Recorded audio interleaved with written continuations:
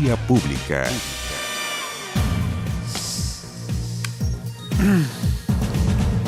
¿Qué tal? ¿Cómo están ustedes? Muy buenas noches. Bienvenidos a esta Vía Pública. Unos 60 líderes se reunieron este lunes en la Cumbre de Acción Climática de Naciones Unidas.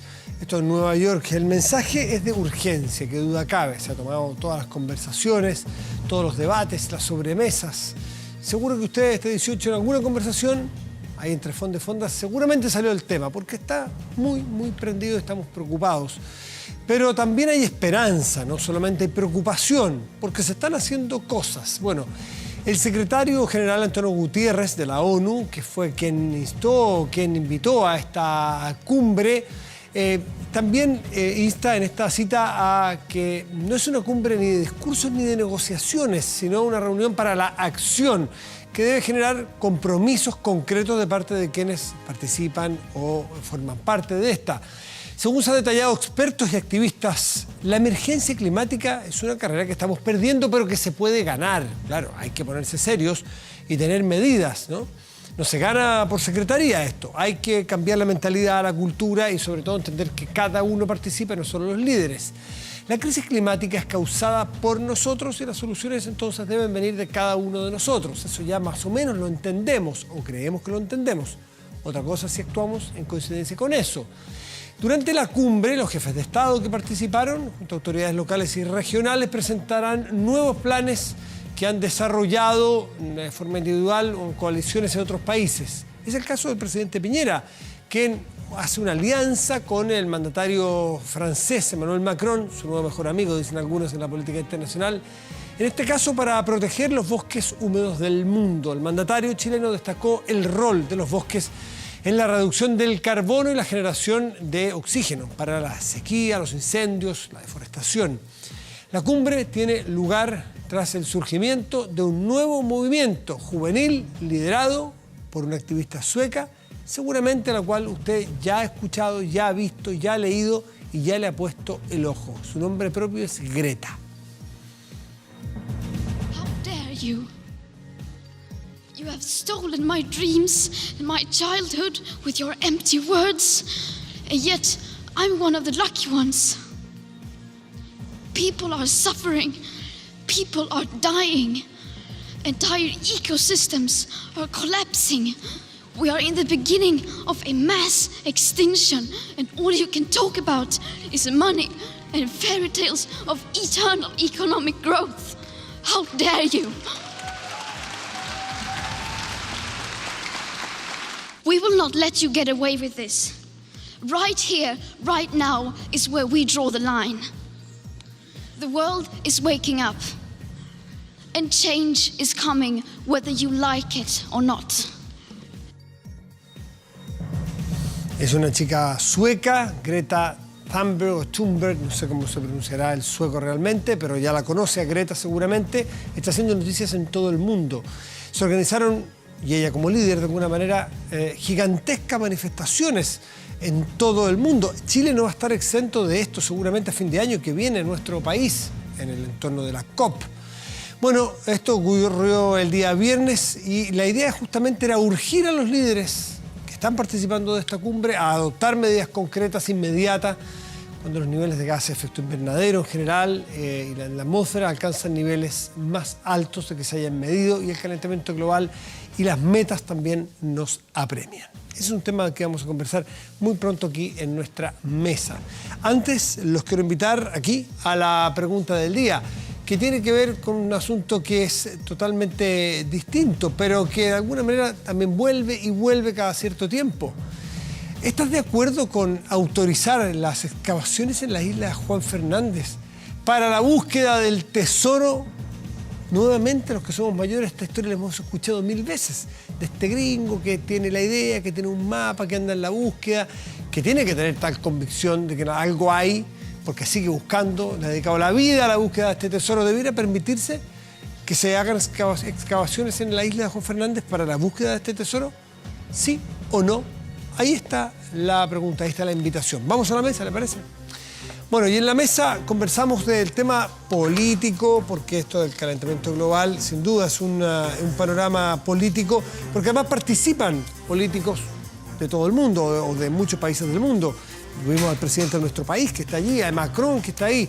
Y para eso hemos invitado hoy a dos cientistas políticos que me acompañan. Bárbara Briceño. Bárbara, gracias por estar aquí. Muy buenas noches. Gracias por invitarme. Y Mauricio Morales, cientista político de la Universidad de Talca. Muy buenas noches. ¿Qué tal? Buenas Periodista noches. de MOL y El Conquistador. Conquistador.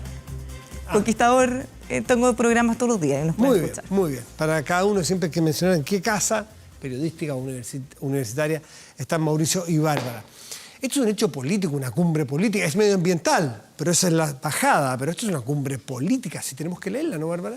Sí, mira, nosotros venimos hablando de este tema hace muchos, muchos años. Yo creo que la principal diferencia que vemos, por lo menos en este, es que ya no solo es un tema que radica en las organizaciones de medio ambiente, en grupos que están especializados en el cuidado de estas materias, sino que ahora es un discurso que nosotros escuchamos de los políticos, de los empresarios, de los economistas, y yo creo que para mí, por lo menos, es lo más novedoso. Ahora, ¿cuánto de lo que dicen realmente tiene una convicción detrás? No lo sé, pero por lo menos se ha instalado porque, a diferencia de la amenaza que veíamos hace décadas de lo que va a ocurrir, ahora ya está ocurriendo. O sea, toda la evidencia científica, y ya no solo hay que ser científico, es cosa de simplemente mirar los diarios, mirar lo que está ocurriendo, la sequía, el cambio, realmente se nota con hechos concretos, lo estamos viviendo. Sí, en nuestro país es una evidencia cotidiana, ¿no? Ya no es una amenaza de algo que puede ocurrir algún día. Mauricio, ¿y cómo este hecho cotidiano, que llegó como una amenaza de los científicos, hoy día lo podemos ver, se transforma en agenda política? Nos imaginamos, tú que eres gran experto electoral, en la próxima elección no va a haber ni un candidato a nada que no tenga estos temas en su agenda si quiere conectar con el electorado, ¿no? Por eso mismo estos temas no van a ser muy relevantes para dirimir las preferencias electorales de la gente en los próximos comicios, porque si uno se atiene a la historia más reciente, los partidos ecologistas verdes en Chile no han sido muy exitosos, al igual que las candidaturas ecologistas verdes. Yo recuerdo la candidatura de Max Neef o Esfer, que si bien tuvieron cierto arraigo en la población de extracción media y alta, en los sectores populares ese tipo de candidatura simplemente no prendió. ¿Y tú crees que no prendió, pero puede prender, o ves que no está maduro el escenario para eso? En Europa los partidos verdes son mucho más fuertes en comparación con América Latina, por lo tanto yo todavía no veo espacio de aquí a un par de años para que un partido verde se consolide, ni siquiera dentro de una coalición tan importante o tan prometedora como es el Frente Amplio. Ahora, el punto es que es tan evidente lo que está ocurriendo que finalmente esta bandera la van a tomar todos los candidatos. Exactamente. Entonces claro, ya no va a ser un factor diferenciador de un grupo, de un partido, sino que lo van a tomar todos, en el fondo. Va a ser lo mismo.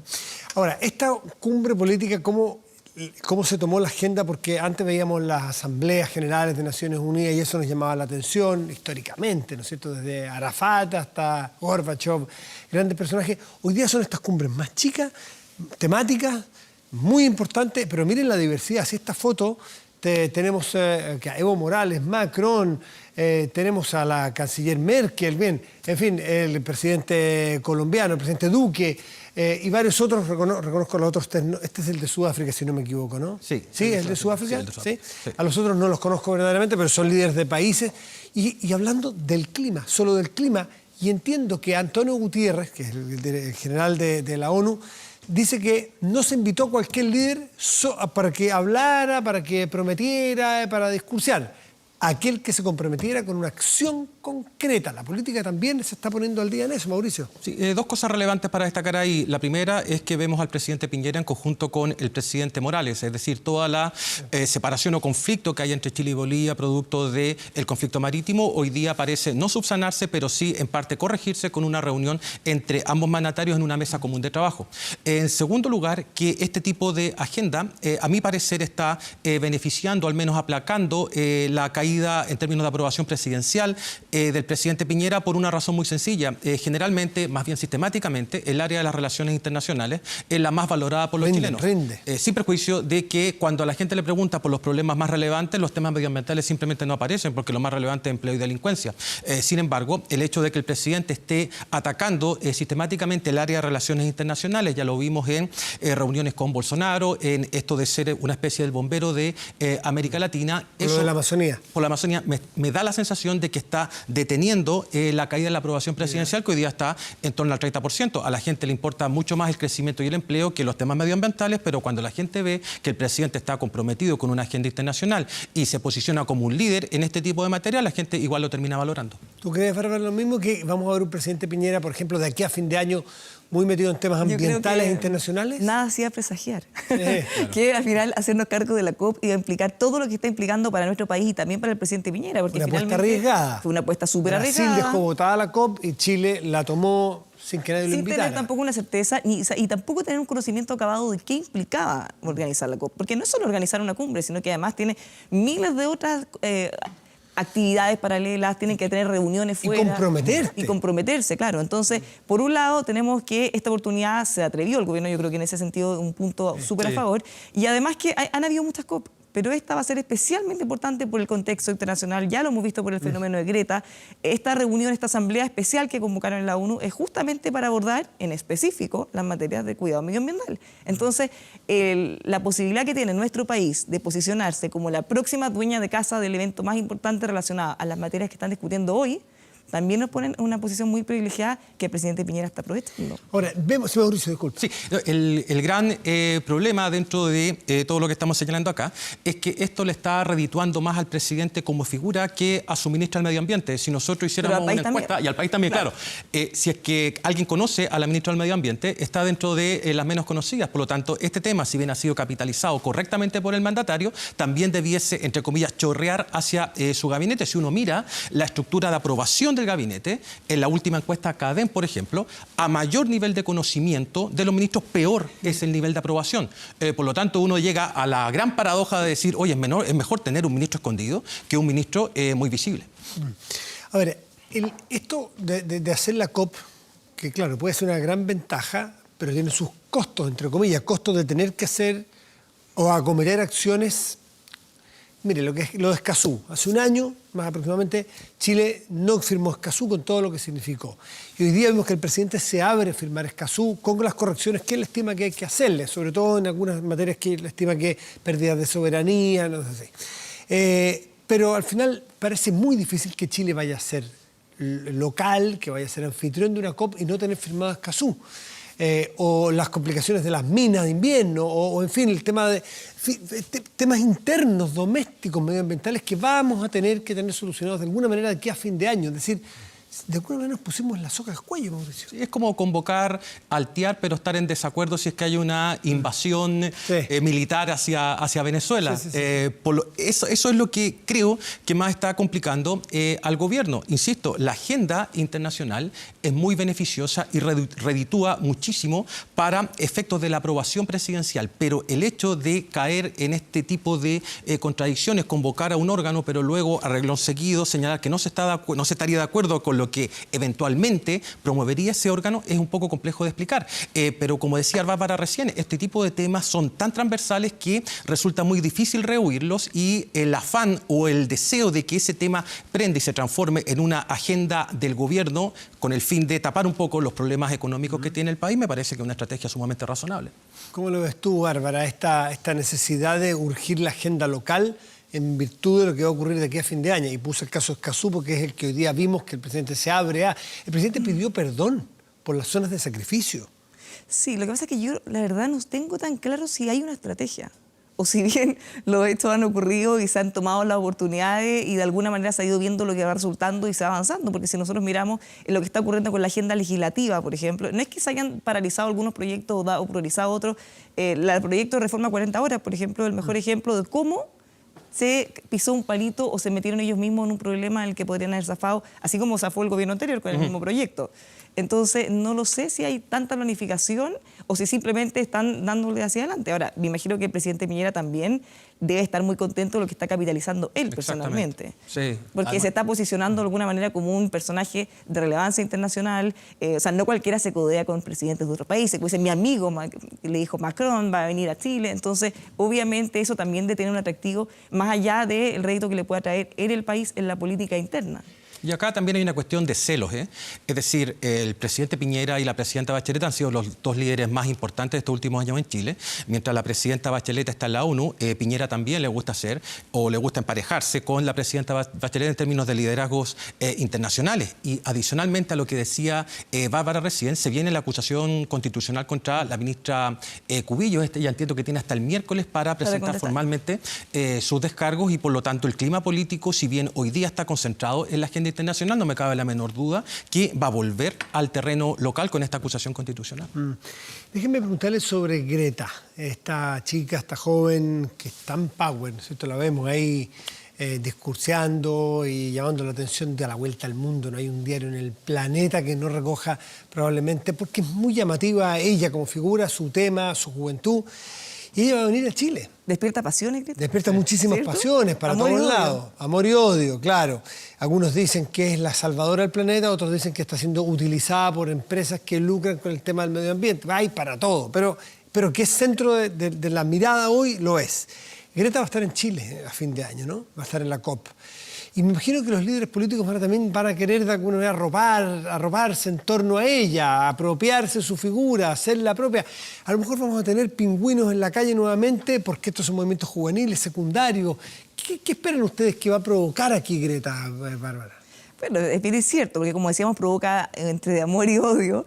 Por un lado, hay grupos que piensan que ella podría estar generando, porque hay un movimiento que dice, bueno, en los extremos, sigamos el desarrollo, negacionismo. Sigamos tal cual como estamos, esto es un cuento, los científicos no tienen idea. Bueno, perdón, hay un premio Nobel que está entre los negacionistas, que dice que esto... Bueno, en fin. O sea, o básicamente no niegan el cambio climático, pero sí niegan el efecto de la mano del hombre en eso. Dicen, bueno, está ocurriendo, pero va a ocurrir sí o sí, independientemente Parte de un ciclo de naturaleza. Claro. Y por el otro lado, hay gente que dice, no, en realidad nosotros nos excedimos, deberíamos dejar de consumir, cambiar el modelo económico, dejar de consumir carne, o sea, cosas que se llevan para mucho a un extremo. Entonces, eso es lo que a mí me complica porque finalmente podemos pasar de una cosa que debería ser transversal a todos, cómo seguimos creciendo, desarrollándonos, satisfaciendo las necesidades de todos de la forma más sustentable, la forma más sostenible para la tierra, para lo que vamos a dejar, pero que eso no signifique tampoco que hayan grupos que tomen estas banderas para, en el fondo, estar en contra del modelo económico y criticar al gobierno de turno o lo que está ocurriendo en otros países. Greta de alguna manera entra en ese tema, el del modelo económico. Sí, el cuento de hadas del crecimiento económico eterno. Bueno, y por ahí va el punto. Acuérdense una carta del empresario Fernando Barros, ¿se acuerdan? Sí. Cuando decía, oye, aquí los empresarios están todos equivocados, haciéndole la mente, por menos a esta...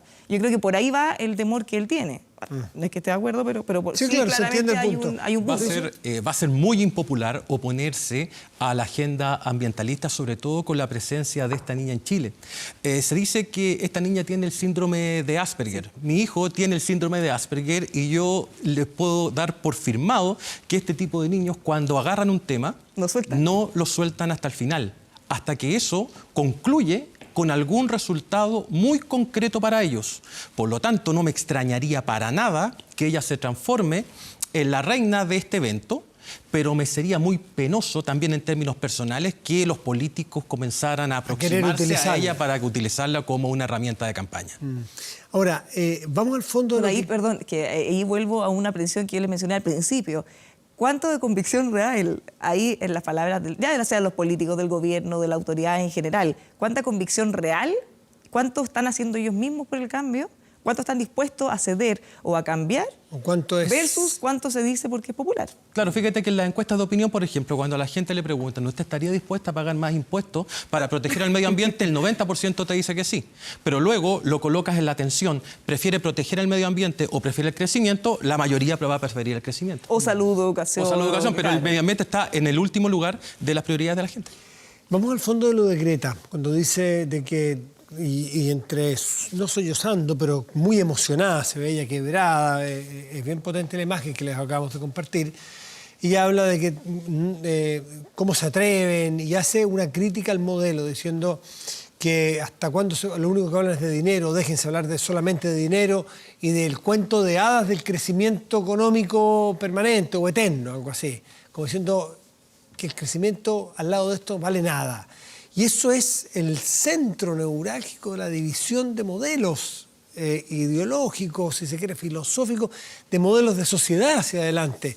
Ella pone, o ella clava la espada en la mitad, ¿no, Mauricio? Sí, ¿y eso va a ser divisorio? Fíjate que yo siento que eso aplica más para las democracias industrializadas avanzadas que para las democracias en vías de consolidación como la chilena.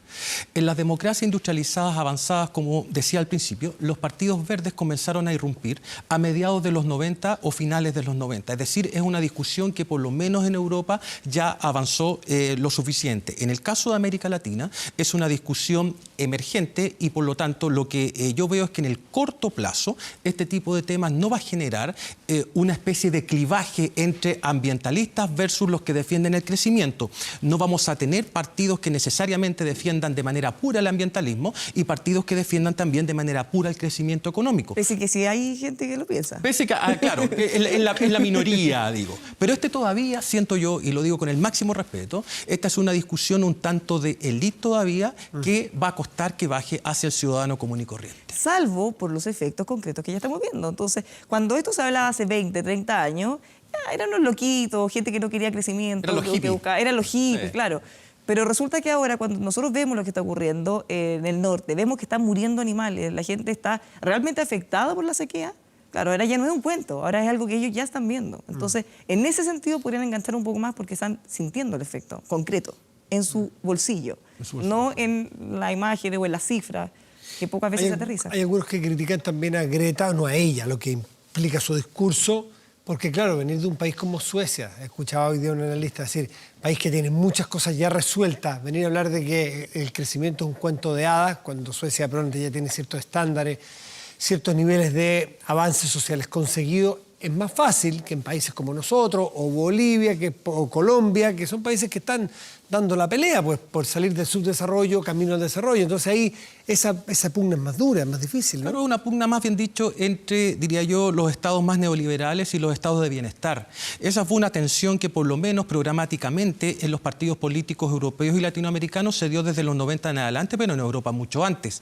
Hoy día, si bien no existe un consenso absoluto en torno al estado neoliberal, sí hay consenso sobre lo que decía Bárbara recién, la protección del medio ambiente, pero llega a preocupar esa protección del medio ambiente cuando se comienza a morir la materia prima. Pero el gran problema es que la solución a eso, para la gente que lo sufre, es en el corto plazo y no en el largo plazo. Bárbara, ¿cómo lo ves tú? Estaba pensando en el caso de China, por ejemplo, porque claro, siempre se suele hablar de países que están en vías de desarrollo, en el caso de China, que es de los países que más contaminan el mundo, pero claro, ellos tienen un punto porque dicen, es fácil para ustedes, países como Estados Unidos, que ya están en el desarrollo, preocuparse de estos temas, después de que para llegar donde están, destruyeron todo, contaminaron todo, pusieron todas las fábricas que quisieron, entonces en el fondo nosotros estamos en la mitad de ese camino. Ahora, eso tampoco puede implicar que digamos, bueno, entonces sigue contaminando hasta que llegue al desarrollo. Claro, o sea, la situación urgente, o sea, quizá tuvieron más, entre comillas, suerte o no alcanzaron, en este caso los chinos, a llegar hasta ese nivel. Pero el punto es que ya está, es lo que hay y tenemos que hacernos cargos todos. Ahora, nosotros, por mucho que estemos liderando, nosotros, lo que nosotros generamos de la contaminación del mundo es un 0,25, creo, es casi nada. Entonces, en el fondo, lo que nosotros tenemos que jugar es a tratar de hacer cambios para que los otros dejen de contaminar, porque si bien contaminamos muy poco, somos de los top, de los más afectados. Sí. Yo te podría asegurar o apostar incluso que los próximos programas presidenciales, si bien van a incluir el tema medioambiental, no va a ser el tema central de esos programas de gobierno y vamos a estar discutiendo nuevamente sobre crecimiento, equidad y delincuencia. Hoy día estuve viendo una encuesta, hay una encuesta Criteria, que de los temas, y me llamó la atención, de los temas que está en la agenda más valorado por la opinión pública, más incluso que la delincuencia y que la salud, es una reforma de las pensiones.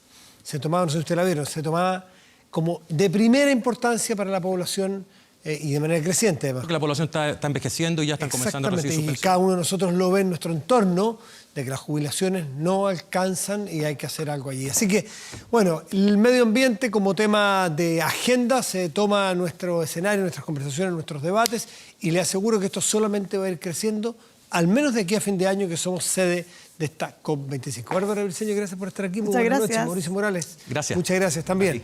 Hacemos una pausa y volvemos. A ver, déjeme ver cómo va el resultado de esta pregunta, la cual les hicimos al empezar. Si estás de acuerdo con autorizar excavaciones en la isla de Juan Fernández para la búsqueda de un tesoro, sí o no. Esa es la pregunta a la cual los invitamos. Puede participar en nuestro fanpage de 24 horas. Pausa y volvemos.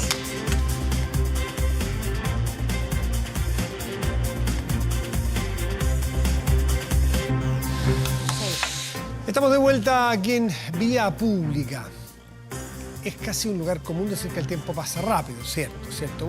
Mira cómo pasó el 18, cuánto lo esperamos y cuánto se demoró en pasar. Y uno cuántas veces fueron 5 días libres. Pero bueno, el tiempo pasa muy rápidamente. Conforme envejecemos, además, más rápido pasa. Pero si yo le dijera que la discusión, la aprobación, porque eso es más largo todavía, de la píldora del día después, fue ayer en la tarde, ¿no? La semana pasada, como mucho. Han pasado 10 años de su aprobación. Usted no podría dar crédito a lo que estoy diciendo, y es así. Hace 10 años, por lo tanto, ya tenemos suficiente tiempo para evaluar, tenemos espacio para evaluar cómo ha sido esa política, qué es lo que ha implicado, cómo ha evolucionado, y nosotros nos damos cuenta cómo ha evolucionado también la sociedad en torno a ese tema. Y nos acompaña una de las personas que más vimos en ese momento, una de las autoridades en este tema. Ella es Claudia Dides, que es ex director de Miles, pero que, perdón que la tengo en la cabeza, que es Miles, pero más bien ella es investigadora de salud sexual y reproductiva, consultora internacional, autora de libros, con permiso, Claudia, Voces en Emergencia, un discurso conservador y la píldora del día después. ¿Esto fue de cuándo? Eso es del año 2005, para que vean que hace tanto tiempo. Vamos a conversar sobre eso, sí.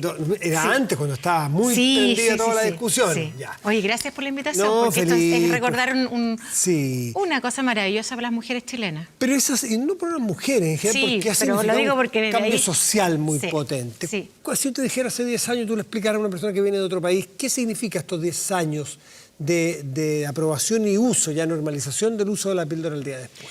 A ver, yo creo Lo más que relevante. lo más relevante es la conquista de un derecho, es el derecho a decidir de las mujeres, y principalmente porque yo creo que se dio un salto muy importante en el campo de la salud reproductiva, que además no hay que olvidar que el gran precursor de todo esto es el doctor Horacio Croxatto, que hoy día es Premio Nacional de Ciencia, y es el investigador principal, el que inventó la anticoncepción de emergencia. Entonces yo creo que tiene una doble lectura, por un lado de reconocer la trayectoria del doctor Croxatto, pero por otro también de la conquista de los derechos en el campo de la sexualidad y la reproducción, que diríamos que esta es la primera gran batalla política e ideológica que hay en la década de los 2000 ya, ¿no? De los 2000, porque se empezó en realidad el año 96 con las primeras investigaciones del Instituto de Medicina Reproductiva. Y lo que se logra después, bueno, una gran controversia, porque incluso la primera vez que se va al Tribunal Constitucional, habían 36 diputados de la época que presentaron una objeción respecto al uso de la anticoncepción de emergencia. Y yo creo que lo que nos habla primero es del cambio cultural que ha habido en Chile, que yo creo que Chile en ese sentido ha dado pasos gigantes, ¿no? A pesar de que los que participamos de todas estas luchas políticas, ideológicas, la verdad es que de repente sentimos un cansancio profundo, pero a la vez una alegría de que Chile ha cambiado. Chile ha cambiado, que hoy día, cuando yo empecé a hacer las primeras encuestas en Flaxo en aquella época de cómo se accedía a la anticoncepción de emergencia y después en las universidades que estuve, etcétera, y la verdad es que tenemos unos gráficos maravillosos que nos dicen desde el 2008, 2009, ¿no? Que había un 50% de los 325 municipios entregados a la anticoncepción de emergencia y hoy día llegamos casi al 90%. Todavía quedan algunos obstáculos que hay que... ¿Esos obstáculos son del tipo logístico, del tipo ideológico? No, al principio eran No, obstáculos ideológicos. Algunos decían, en mi comuna esto no se reparte. No se va a dar. Y ¿Queda de después, eso? ¿Queda algo de eso? No se podría, lo que porque sería queda ilegal. hoy día, en la última encuesta que me tocó dirigir, lo que queda hoy día son algunos municipios en la cuarta región, el duodécima región, algunos municipios que no entregan, pero por falta de stock. ¿No? Y cuando hay problemas de objeción de conciencia, que son muy pocos, los derivan. Ahora, yo creo que hay que recordar que en esto, y que es importante, que grupos que eran bastante conservadores, incluso personajes que todavía siguen siendo, haciendo política, cambiaron su discurso respecto a la anticoncepción de emergencia. Y eso es importante porque además fuimos uno de los países que luchamos en esos años muy fuerte en América Latina. Se formó el Consorcio Latinoamericano de Anticoncepción de Emergencia, que sigue funcionando. Hay países como en Costa Rica, otros países centroamericanos que todavía hay obstáculos para el uso. Vi que en las noticias de hoy, en la búsqueda para conversar contigo, que había una doctora costarricense que hablaba justamente de los límites de edad que la legislación allí ponía y decía, ¿de cuándo esta noticia? Esta noticia es de Chile Bueno, en América Latina siguen habiendo esos obstáculos. Ahora, en el caso chileno, la verdad es que yo creo que todavía hay obstáculos en la ley, ¿no? En la ley que reglamenta. ¿Se podría perfeccionar esa ley hoy día? Sí, yo creo que hoy día a los adolescentes no hay que pedirles que vaya un tutor, un adulto mayor, para acompañarlos. ¿Por qué? Porque me parece que ya está totalmente comprobada la controversia que había en ese tiempo de que la anticoncepción de emergencia se decía que era abortiva. La verdad es que no es abortiva, se utiliza las 72 horas y no impide que el embrión del feto, la anidación. Eso, si hay anidación, sigue su proceso y no hay problema. Entonces, esa era discusión ese es de los mecanismos de acción médica. Totalmente. ¿Eso está zanjado o todavía hay parte de la comunidad científica, por minoritaria que puede hacer, que estima que es abortiva la píldora? Todavía hay gente que plantea eso, pero la verdad es que la ciencia en ese sentido ha dado un salto gigantesco y el reconocimiento del propio doctor Croxatto como Premio Nacional de Ciencia en Chile acredita obviamente que no es abortiva. Pero yo creo que lo interesante de esta discusión es que el acceso, sobre todo a los adolescentes, ¿no?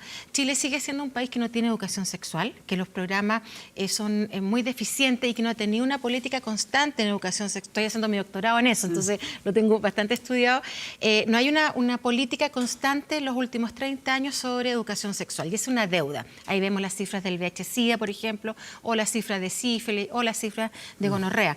Entonces, los adolescentes yo creo que todavía son vistos como personas que no son sujetas de derecho, ¿no? Tenemos la gran polémica que si a los adolescentes los vamos a hacer reglas y vamos a penalizarlo en ámbitos como tienen que ver con la sexualidad, la reproducción, pero no los penalizamos en materias penales, ¿no? Que siempre ha sido una discusión que está latente y que yo creo que no se ha resuelto todavía en Chile.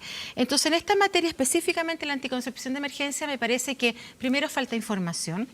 Es decir, todavía yo recibo llamados de adolescentes en los fines de semana diciendo, oye, ¿a dónde voy? ¿No?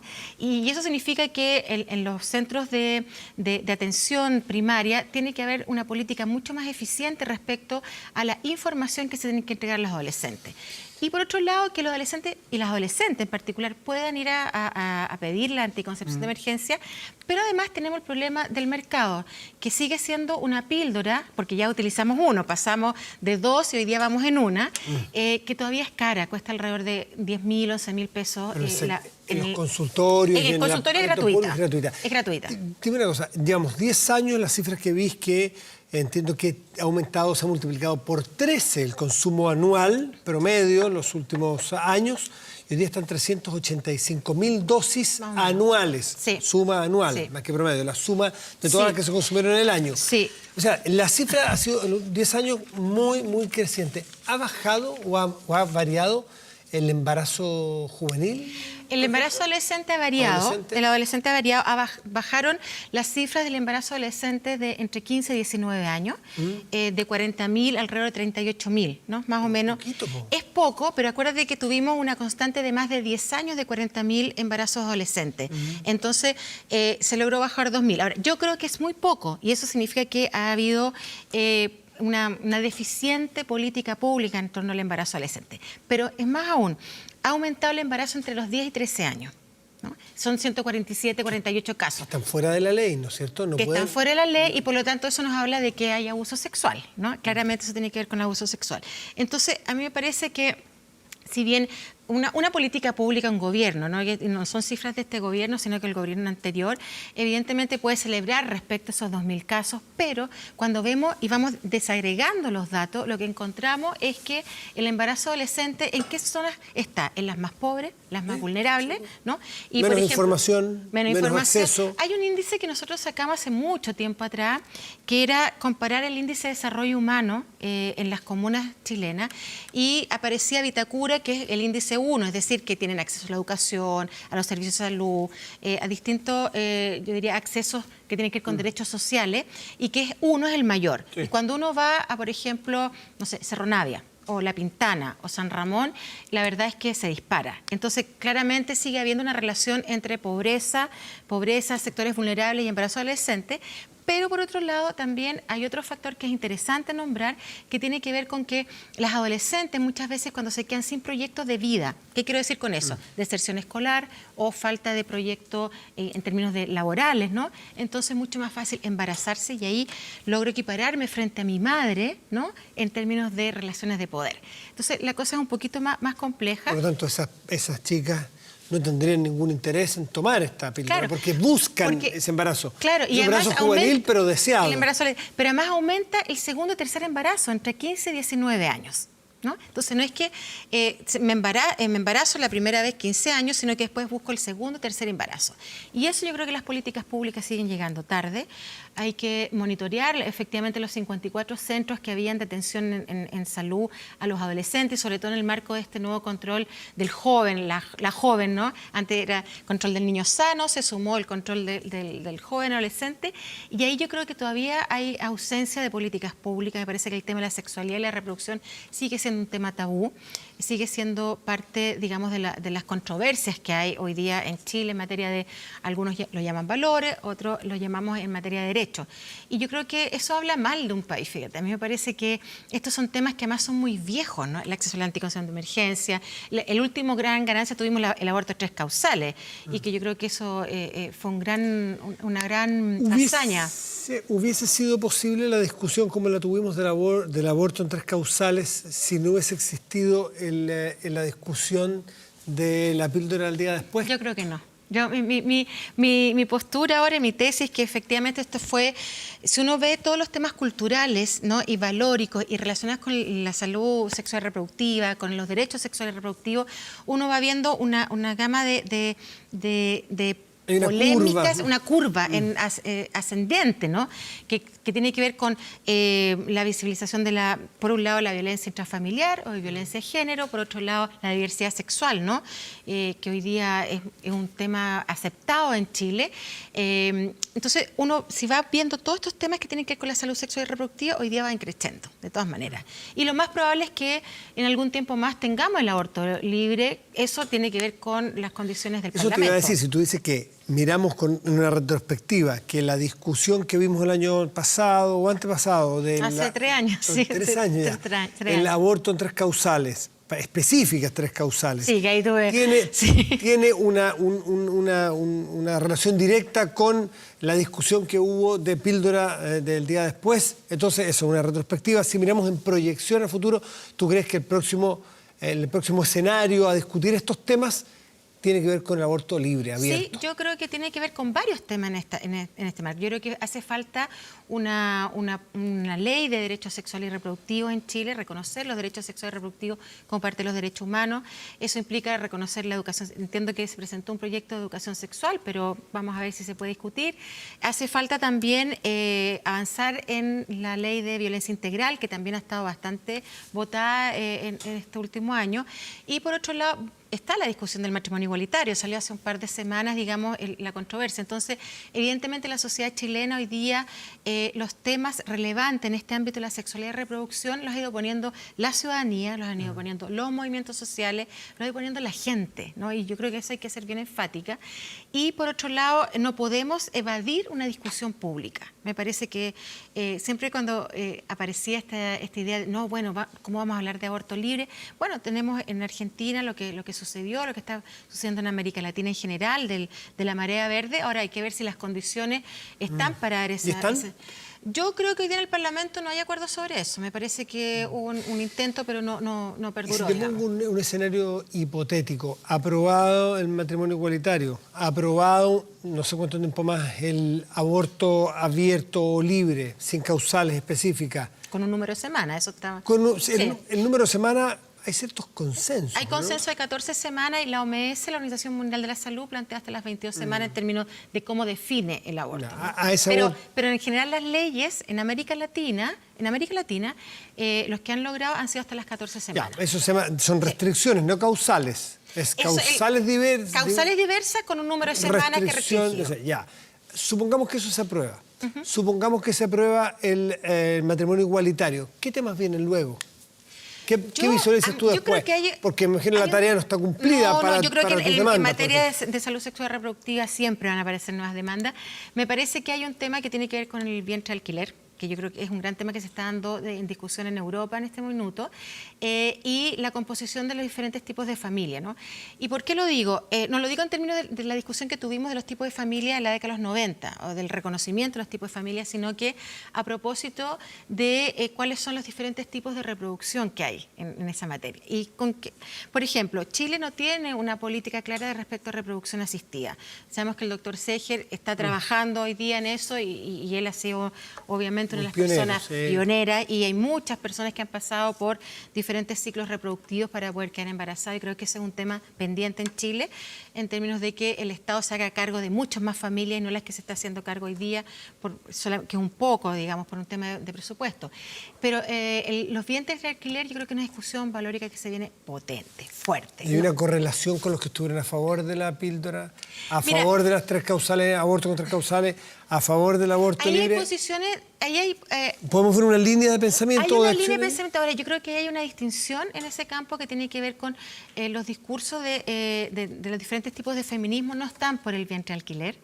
Y hay otros grupos que sí están, que son un poco más conservadores. Hay una discusión que es bien, todavía no está más matizada la discusión, es muy matizada, más fina. porque, por ejemplo, ¿qué pasa si yo le pido a mi hermana que me preste su útero con un óvulo mío, un espermio de mi pareja, y ella sea la que pueda tener a mi hijo? Y podría ser un acuerdo con mi hermana, pero también podría ser que las mujeres pasen a ser una especie de vasija de útero, y que entonces obviamente se ahí alquile. El feminismo va a claro, y ahí además aparece el tema de la mercantilización del ese tema es útero, mucho ¿no? más complejo que esto. Es mucho más complejo, pero obviamente se viene. Nosotros vamos un poquito más atrasados que los países europeos, pero llegamos. Entonces, en ese sentido, yo estoy muy contenta de que se hayan cumplido 10 años. Creo que dimos una gran lucha, y hay que recordar la doctora Soledad Díaz, el doctor Croxato, etcétera, que fueron grandes pioneros en esta discusión. Y creo que los municipios que no están dando hoy día la anticoncepción de emergencia tienen un deber, que es o derivar o pedir más stock, y bajar esta idea de que los adolescentes no tienen derecho a pedirlo. Si los adolescentes... ¿Hoy día de qué edad? ¿14 hacia arriba, en este caso, para la píldora? Claro, pero de 14, claro, porque menores... Con tutores. Con tutores. Entonces decimos, bueno, los adolescentes, una forma de acceder a los centros de atención primaria es justamente que no tengan la tutela del padre o la madre que están mirando. Y ¿sabes qué? Y además que hay que saber que los profesionales de salud están sumamente preparados para hacer consejería, que yo creo que la consejería tiene que volver en salud sexual y reproductiva. Creo que tuvimos un gran momento en el VIH cuando teníamos consejeros tanto en la sociedad civil como profesionales de la salud. Claudia Dides, autoridad en este tema, lo hemos visto por mucho tiempo siendo protagonista de este debate y de esta discusión. Te agradezco mucho por estar esta noche aquí, celebrando estos 10 años de una discusión que fue muy profunda. Volveremos. Y tú dices que quedan muchísimos temas que estos no terminan. Muchas gracias por tu invitación. Gracias. A ti, por favor, gracias. Vamos a hacer una pausa y volvemos aquí en Vía Pública.